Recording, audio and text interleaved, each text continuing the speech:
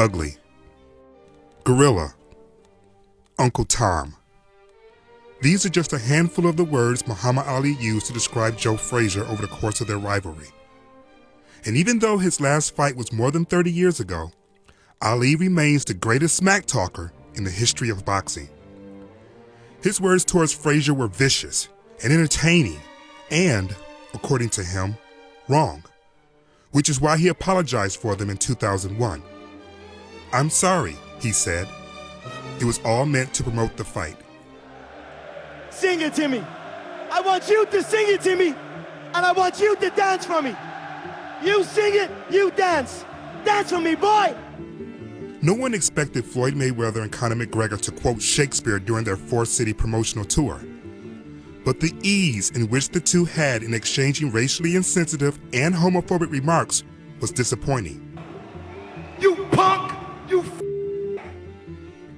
The fact that many did not seem to care, well, the name of the NFL team in our nation's capital is a racial slur.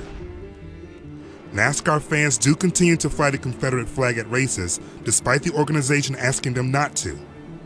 There are no openly gay players in any of the four big leagues. The only way for us to be able to get better as a society and us to get better as people is love. And that's the only way we're going to be able to conquer something at the end of the day. The domestic terrorist attack in Charlottesville, Virginia prompted many to go on social media to declare, "We are better than this."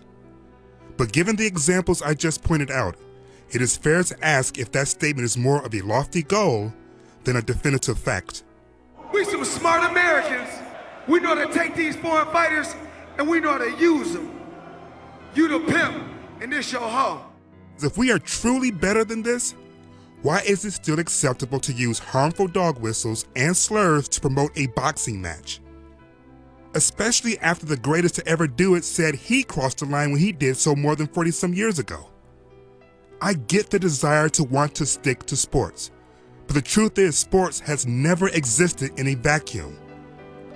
What does it say about our society when racist and homophobic rhetoric is considered entertainment?